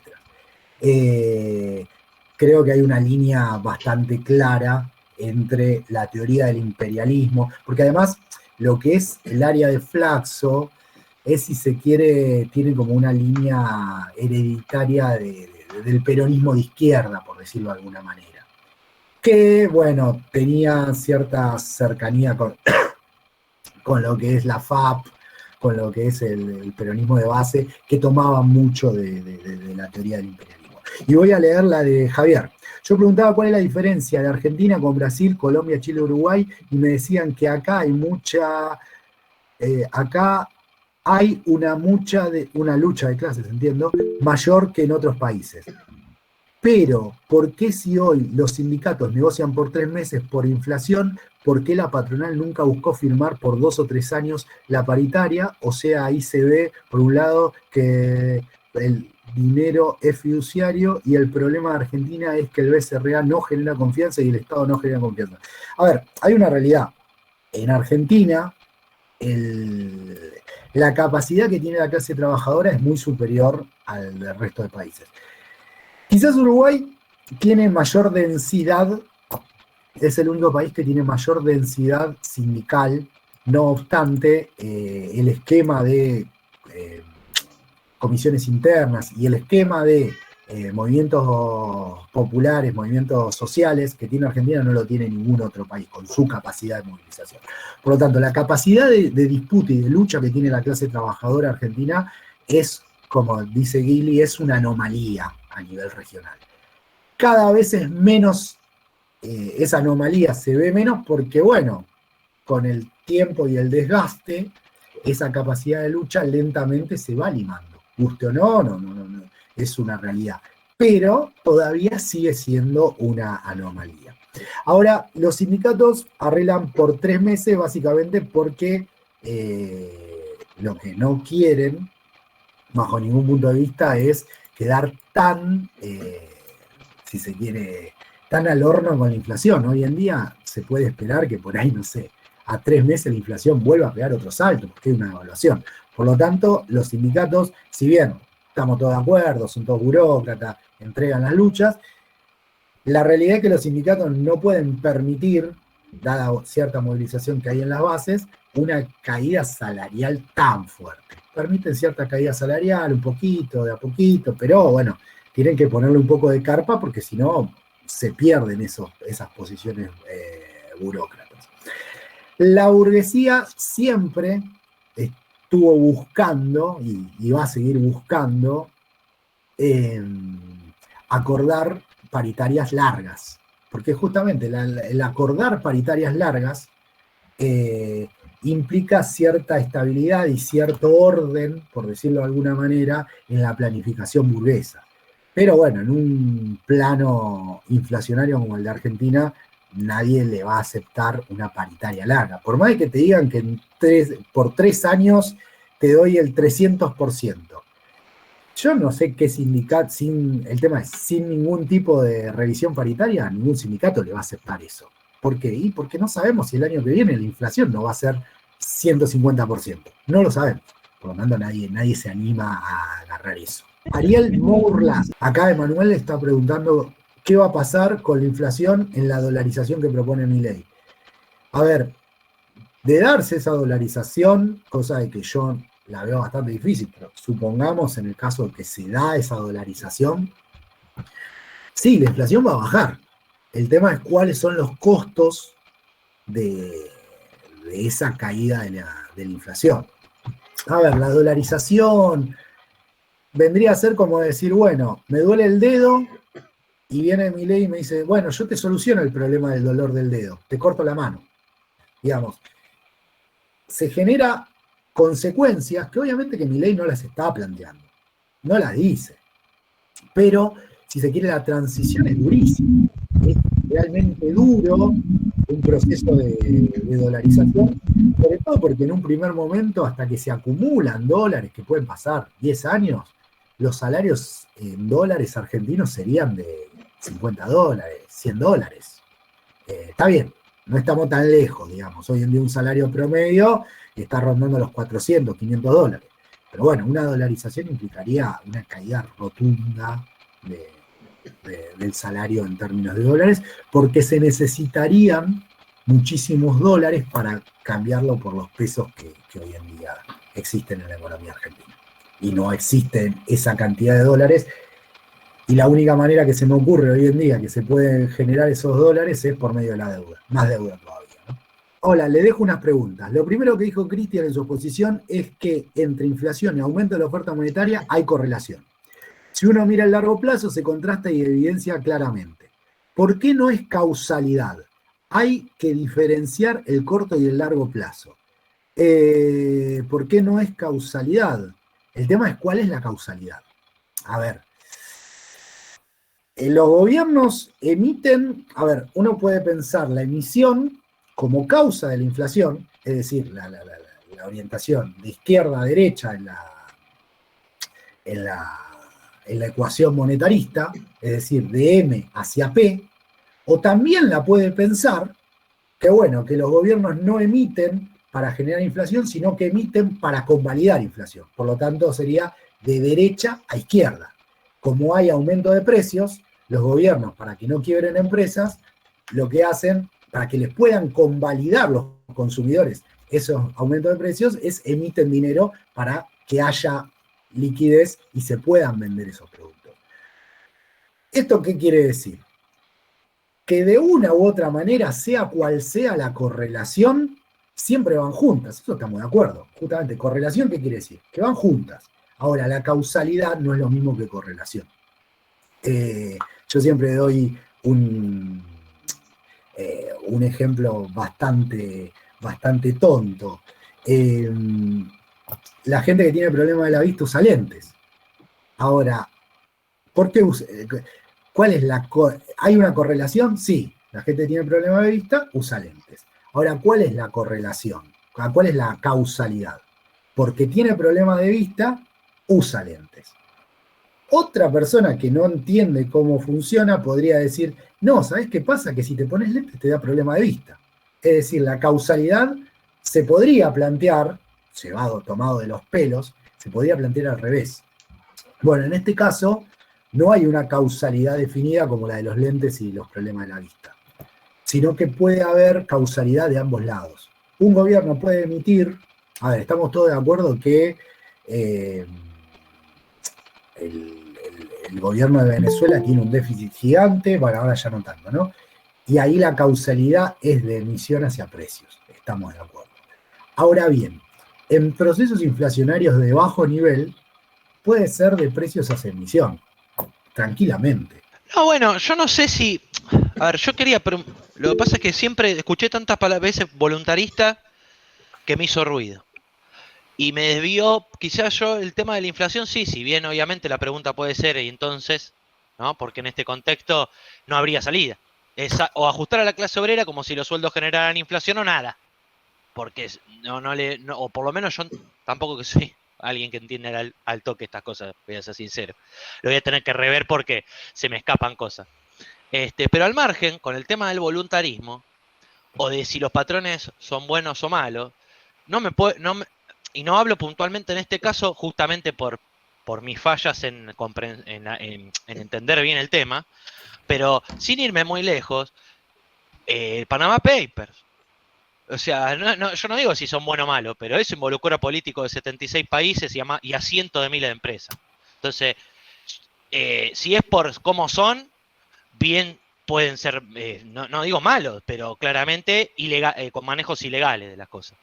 Es decir, si esa es plata que se va y nadie registra ni que se va, ni a dónde se va y no paga impuestos, básicamente, y no lo hacen dos tipos, lo hacen todos funcionarios de todos los países, muy acomodados, del petróleo, presidentes, diputados, senadores, junto con cientos de miles de empresas, y ninguna paga impuestos, y todos se la fugan en empresas offshore, y no es una fuga porque no es rentable acá o allá, son 76 países involucrando a las potencias. Entonces, si es por maldad o no maldad, o voluntad o no es voluntad, también está la voluntad de parte de toda esta gente, y no son tres, de hacer cosas que no corresponden para obtener beneficios que no corresponden. Eso es una lógica en cuanto a la voluntad, que yo creo que hay voluntad a veces de no hacer bien las cosas por beneficios que no tienen nada que ver, al margen de que obviamente ningún presidente quiere gobernar con inflación. Pero justamente, ¿qué es concretamente lo que hace que Argentina puntualmente, en igualdad de condiciones con otros países de Latinoamérica, genere una característica de este tipo, digamos? Que haga que acá los precios semana a semana suban constantemente, y la excusa sean los costos, porque claramente yo voy a cualquier panadería o carnicería o los chinos o el kiosco justamente, y te dicen subieron los cigarrillos, subió esto, subió aquello, subió lo otro, por justamente o costos o ¿cómo se dice? O bueno, porque sube todo en general, digamos, porque ya no es puntualmente el impuesto que le aplican a algo, porque los impuestos también suben a la par de todo lo otro, porque no es que el Estado dice, bueno, no subo los impuestos, los sube a la par de la inflación, conteniendo que no se disparen con los salarios, me parece a mí, porque el salario siempre está un poquito atrás de todo, no llega a alcanzar a la inflación que va en general, digamos. Después también, ¿qué diferencia por ahí a la inflación de artículos básicos o canasta básica y el resto, digamos? Cuando, por ejemplo, el Estado saca, digamos, estos informes de inflación, en informes de INDEC o lo que sea, claro, ellos no meten solo artículos concretitos y ya está. Es como que hay veces que yo veo que meten artículos del consumo en general que no son de lo que consume la masa o la clase obrera. Me parece a mí, para reducir el impacto. Es decir, si un artículo de lujo no infló, o sea, no generó una inflación a la par de la leche, entonces eso hace que se reduzca a la hora de yo emitir digamos, cuánto infló realmente el país, no lo reduce, digamos, en las cuentas, o no lo hacen adrede para decir, bueno, no infló tanto el país, no hubo una inflación tan grande. Claro, pero depende qué. Yo lo que no sé es si la canasta básica se mide por un lado y todo el resto por el otro y se saca un balance general o no. Al principio hablás de este vínculo entre productividad e inflación y como que lo descartás, ¿sí? O sea, no fue así que lo planteaste, pero por ahí para que se pueda desarrollar un poquito más la idea, Cristian, con respecto a eso, ¿sí? Y esto está vinculado un poco con esta cuestión que vos planteás de cómo se observa, cómo se explica la inflación desde Flaxo, que esa corriente la inauguró Eduardo Basualdo, sobre todo con toda su teoría, ¿no? Y cuando empieza a explicar el kirchnerismo, la política económica del kirchnerismo, él la divide en una etapa rosa, que es la etapa donde justamente no empiezan los problemas reales para la clase obrera, que es la inflación, y que la inflación es producto de justamente este comportamiento de esta cúpula empresarial, ¿verdad? En la que ellos plantean de que tiene una determinada actitud, una determinada acción que es reticencia inversora, es decir, no invierten cuando se agota la capacidad productiva, entonces eso deriva en que la ganancia extraordinaria se da a partir de la inflación. y la otra cara de esa ganancia es la fuga de capitales, ¿sí? O sea, yo en su momento compré esa idea, por un lado, pero si yo la vinculo con la lucha de clases, no es la salida que tienen estos sectores con poder de decisión para poder defender en este caso, sus intereses económicos, ¿sí? Porque, y esto no está vinculado con la productividad, es decir, una clase empresarial con baja productividad y con especulación a partir de la inflación, y bueno, y de cómo el Estado trata de socorrer o de contener a la clase obrera y a toda la población sobrante con emisión monetaria, ¿no? Y bueno, por último, dentro de los marcos del capitalismo, no hay una posible, no digo solución, pero sí como un cierto control para esta espiralada inflacionaria de estatizar y nacionalizar determinados sectores estratégicos de la economía, como por ejemplo el caso Vicentín, que fue un debate que se dio en el seno de toda la izquierda, y que algunas posiciones eran similares y había otras que no. Nada, así a grandes rasgos esas ideas. Mi pregunta, más que nada, iba orientada con esta definición de Cristian, a ver si lo entendí bien yo, ¿no? De que la inflación argentina actual es como un proceso que inició o que se deriva de la imposibilidad en la época de la convertibilidad de que se provoque un ajuste nominal.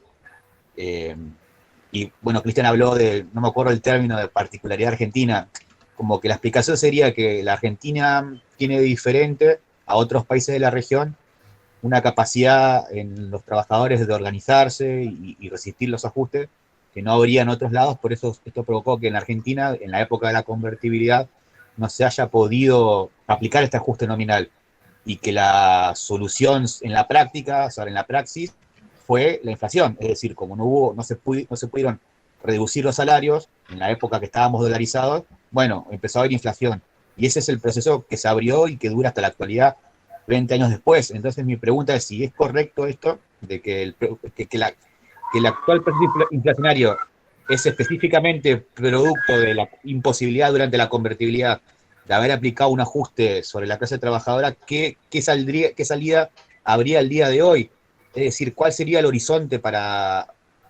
Siempre entendiendo que queremos que la inflación baje. Habría que explicar igual también, si puede, Cristian, por qué debería bajar la inflación o cuál sería el problema de vivir con inflación si tuviéramos la capacidad de organizarnos los trabajadores para esta típica premisa de la izquierda de que los salarios aumenten por encima de la inflación. O sea, supongamos que tenemos la capacidad de los trabajadores de todo el tiempo, todos los meses, tener un aumento salarial que esté por encima de la inflación. ¿Cuál sería el problema de que haya inflación, no? Pero bueno, entendiendo que se supone que se quiere bajar la inflación, ¿cómo se lograría? Si hace 20 años atrás que no se puede lograr porque hay un ajuste que no se puede aplicar, dada esta particularidad de la clase trabajadora argentina. Y eso como que se va a la otra pregunta. En el caso de que Milei lo logre, primero habría que estudiar cómo lograría Milei dolarizar de nuevo al país. Pero hagamos el ejemplo de que Milei es presidente y intenta el proceso de dolarizar la economía y lo logra. ¿Cómo serán las consecuencias de esa futura dolarización? Recién Cristian lo explicó bien diciendo, no sé, los salarios pasarían a ser de $50 cuando hoy son de 400, así de un año para el otro. Evidentemente ese es el ajuste que está pendiente.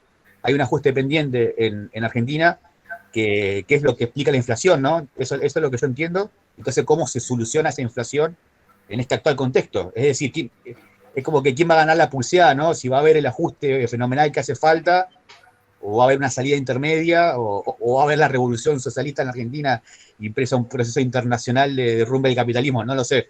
Eso lo explicará Cristian. Era esa un poco la pregunta. Bien. Voy a avanzar con algunas cosas más sueltas y después ir por ahí a lo más estructural. Creo que Pablo me pidió si podía profundizar sobre la cuestión de productividad e inflación. ¿Por qué no se puede asignar la baja productividad de Argentina? ¿Por qué no se puede asignar como causa de la inflación la baja productividad de Argentina? Primera razón, porque hay un montón de países igual o menos productivos que Argentina que no tienen inflación. Perú, Colombia, Paraguay, Bolivia. O sea, ya ahí ya nos da la pauta de que hablar de que porque hay poca productividad e inflación es un problema. Ahora bien, esa sería, si se quiere, la respuesta más corta. Lo que implica la productividad no es la evolución de los precios, que es la inflación, sino el nivel. A ver, por ejemplo, este uso. Este uso en Argentina, como el textil argentino tiene poca productividad, es caro. A nivel mundial, pónganle que sale $30. Pónganle, no sé, estoy tirando números en el aire. Ahora, $30 que hoy en día son 6.000 pesos. No, man, tiré muy caro, pero supongamos que es eso. Ahora, en Vietnam, este mismo uso vale $5. ¿Cuál es el problema? Y que en Vietnam está barato, en Argentina está caro. No obstante, esa productividad no explica que dentro de 10 años en Vietnam va a tener el mismo precio y en Argentina seguramente va a estar más caro. Ahora bien, si en Argentina se mejoraría esa productividad, lo que generaría sería simplemente que el uso esté más barato, pero no que en el tiempo no siga subiendo, ¿se entiende? Por lo tanto, la cuestión de la productividad explica el nivel de precios, pero no la evolución de los precios. Con una textil más productiva, nosotros tendríamos buzos más baratos, pero eso no quiere decir que en el tiempo no sigan subiendo los precios, porque la inflación justamente no tiene que ver necesariamente con esa productividad, sino que tiene que ver con otros elementos. Tener una textil más productiva implicaría tener buzos más baratos nada más, no eliminar la inflación. Eso por el lado de la productividad, que es un tema importante a plantear. Después, sí, Flaxo tiene como un combo, si se quiere, la formación oligopólica de los precios, la reticencia inversora y la fuga de capitales, y la ganancia por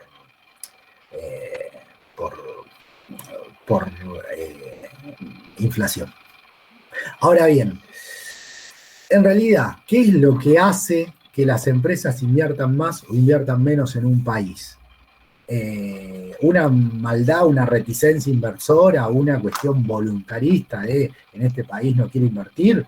No, es que en Argentina justamente para cualquier empresario es un problema la inversión, es un problema si se quiere proyectar en el mediano plazo, es un problema el tratar con el mismo sindicalismo, es un problema siempre mirándolo en relación con otras opciones de inversión.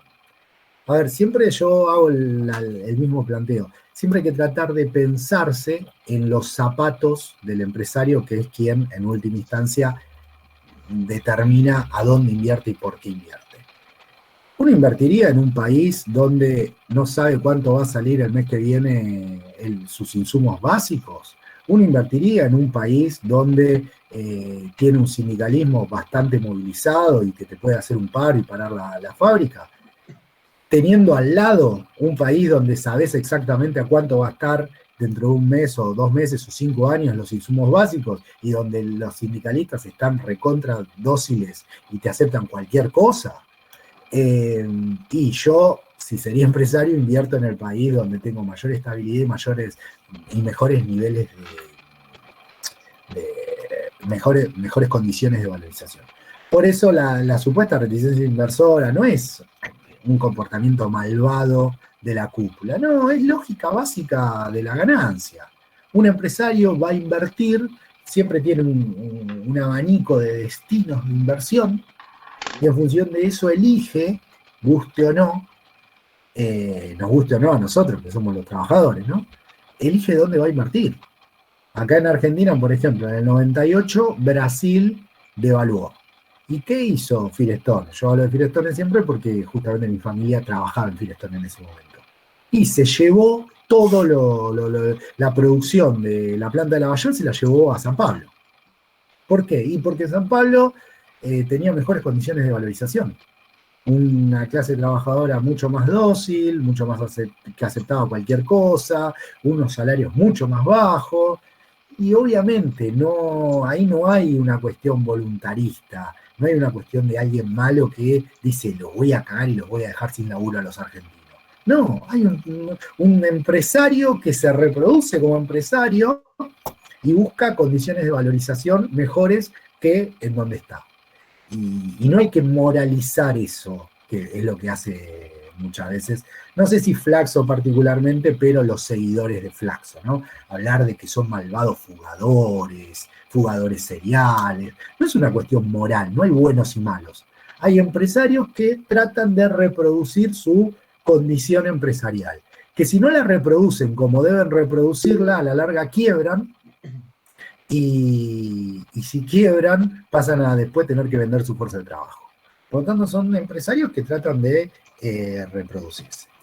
Después, un poco una pregunta que fue, si se quiere, estuvo casi en todas las intervenciones.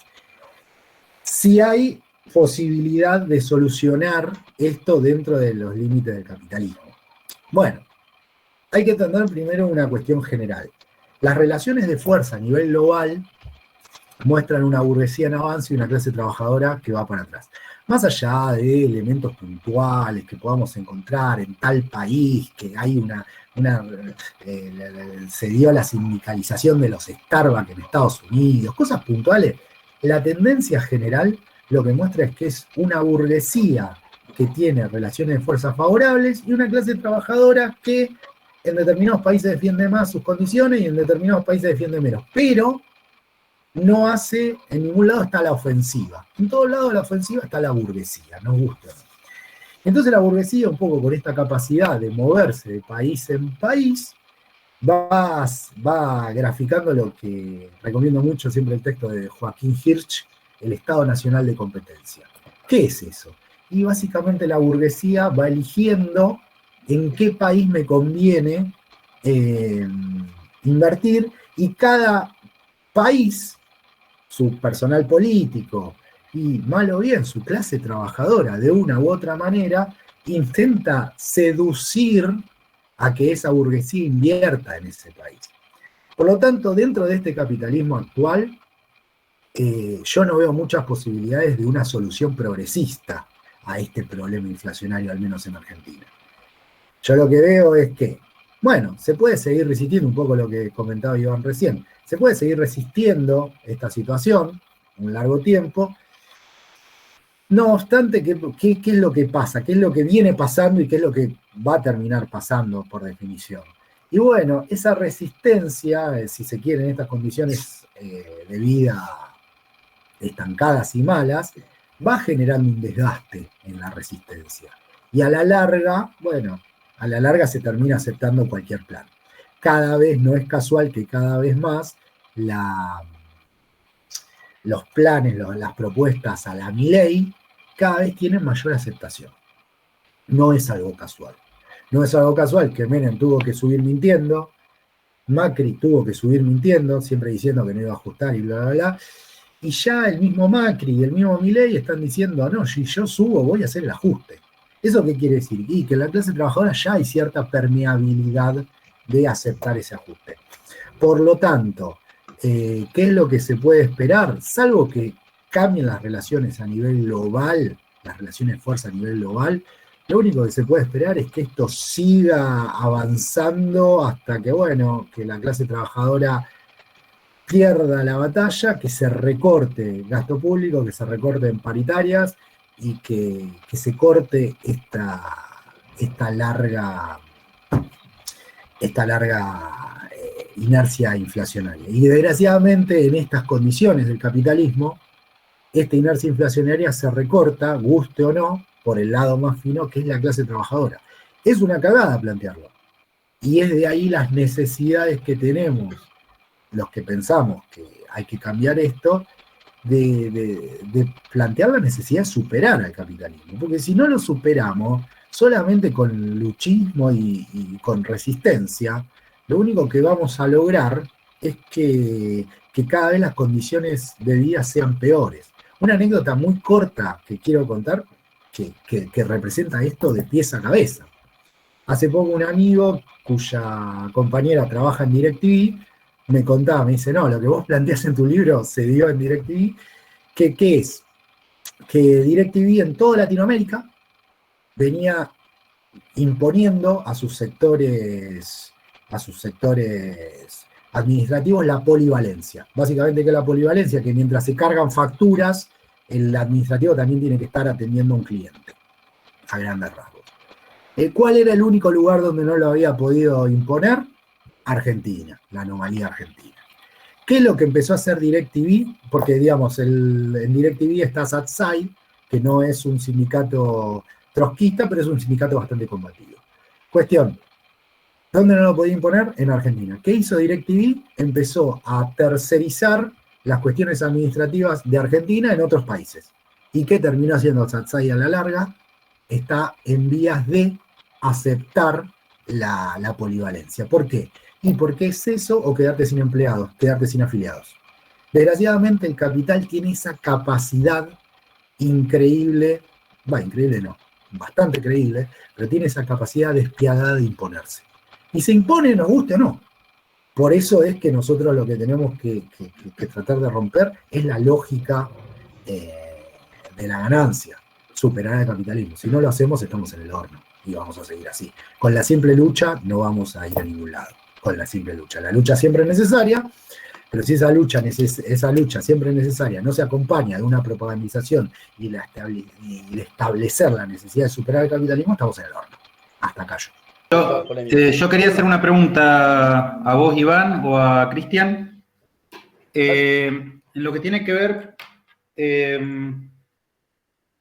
con el tema de la inflación, teniendo en cuenta que es un problema, lo vemos más o menos desde un punto de vista de una característica estructural del capitalismo argentino, y más planteándolo en relación a dos problemas importantes, que es el tema, por un lado, de la limitación para el desarrollo, va primero para el crecimiento económico, después para el desarrollo, y finalmente por el tema de la generación de empleo o las posibilidades de crecimiento de la economía. Yo quería saber, no sé qué pensaban en relación con el tema de el vínculo entre un agro que produce muchas divisas, pero no necesita tanto empleo, o no toma tanto empleo, y no necesita tanta inversión, y por el otro lado una industria que está en retroceso porque genera empleo, pero no puede crecer por falta de divisas, y al mismo tiempo porque estos dos sectores de la burguesía no se pueden acoplar, por así decir. O sea, porque un sector de la burguesía que produce divisas no puede transferirlo al otro sector de la economía. A grandes rasgos sería eso. Bien, yo ante eso no sé si Fabián va a subir la intervención mientras voy contestando esto. Sí, la inflación obviamente que impacta en el largo plazo en lo que es el crecimiento y el desarrollo de un país. No, como para tenerlo bien esquemáticamente, un país no puede crecer en términos capitalistas, en términos de cualquier modo de producción, sin inversión. En términos capitalistas, esa inversión requiere buenas condiciones de valorización, y esas buenas condiciones de valorización implican cierta estabilidad en el marco de acumulación. ¿Eso qué quiere decir? Varias cosas, dentro de todas esas cosas la inflación. Un empresario, para proyectar una inversión, requiere cierta estabilidad como para, decir, dentro de 5 o 10 años, plazo de recupero de la inversión, tengo que tener tal tipo de cambio, tal precio de la energía y demás, etc. Por lo tanto, sí, la inflación, si se quiere, es un espanta inversión, por decirlo de alguna manera. Y entonces entramos con el perro que se muerde su propia cola, ¿no? Al haber inflación no hay inversión, al no haber inversión, y así sucesivamente. En cuanto a la cuestión del agro y la industria, a ver, si bien Argentina tiene un problema en sí con una industrialización poco integrada, poco organizada, por decirlo de alguna manera, hay que pensar que el agro tampoco, si bien genera dólares, tampoco genera dólares infinitos. Y es por eso que todos los gobiernos, gobierno tras gobierno, están buscando algún vaca muerta, algún litio, algo que genere más dólares, porque con la cantidad de dólares del agro no alcanza. Y a su vez, digamos, si se quiere, la rueda de auxilio, si no tenés dólares del agro, sería, bueno, generar un tipo de cambio tan competitivo que las autopartes que se importan resulte redituable producirlas acá en el país. Ahora, como contrapartida de ese tipo de cambio tan competitivo, implica sostener en el tiempo un salario muy bajo. A ver, por ejemplo, con esto que quiero decir. En el 2002-2003 era redituable producir autopartes y cosas que se importan acá, chucherías que se importan, pero producirlas acá. Ahora bien, la pregunta es, en un contexto como el de Argentina, con la inestabilidad de Argentina, ¿qué empresario invierte para de acá a 10 años tener un recupero de su inversión cuando hoy es redituable, pero por ahí en 5 años deja de ser redituable? Entonces ese es un problema, la misma inestabilidad del capitalismo argentino es un problema no solo para los capitalistas, sino para la misma clase trabajadora. ¿Por qué? Para los capitalistas porque obviamente la inestabilidad genera malas condiciones de valorización para su capital. Pero también para la clase trabajadora porque justamente al generarle malas condiciones de valorización para el capital, los empresarios no invierten, se generan menos puestos de trabajo y a su vez, como no invierte, no mejora la productividad y por lo tanto no hay lugar para grandes mejoras salariales. Entonces es un problema muy, muy propio, un poco Iván lo había comentado, es en el fondo es la conclusión de mi libro, ¿no? Es la parte de conclusiones, explica esto, ¿no? El problema que tiene Argentina es que al tener una clase trabajadora tan movilizada, bueno, le cuesta a la burguesía y al personal político mantener dócil y con bajos salarios por un largo tiempo a esa clase trabajadora, para que eso permita un ambiente estable para la acumulación y alta rentabilidad, que eso devenga en inversión y mejora de productividad. Entonces estamos en un ciclo donde el mismo perro se muerde su propia cola. Y a su vez, a todo esto, a la dificultad que tiene la burguesía y que tiene su personal político de imponerse sobre la clase trabajadora, se le agrega que los países de la región van acumulando, entre comillas, la burguesía y los personales políticos de la clase trabajadora, el personal político de la burguesía de los países de la región van acumulando, entre comillas, logros. O sea, en Brasil se hace una triple reforma y entra por un tubo. Y entonces, claro, el burgués que va a invertir en Argentina, que ve a Argentina como un quilombo, y la piensa 2 veces antes de poner un peso acá. El burgués que pensaba poner un autopartista en el conurbano bonaerense y se va a Paraguay, se va a San Pablo, se va a cualquier lado donde tiene mejores condiciones de valorización. Es por eso que, bueno, la cuestión de las divisas, todos los gobiernos están buscando un vaca muerta, un litio o lo que sea. ¿Por qué? Porque con las divisas que hay no alcanza ni siquiera para mantener una acumulación no creciente, pero sino sostenible en el tiempo, y hay procesos de devaluación seguidos. Y esta industria necesita necesariamente divisas. Y bueno, y continuamente se está buscando de dónde rascamos la olla para sacar un par de divisas más. No sé si se terminó de contestar, Bruno, la pregunta. Intenté. Bueno, Cristian, compañeros, hemos desarrollado ya más de 2 horas de discusión. Les agradecemos a todos los que han participado, que han intervenido, que han escrito, que han discutido.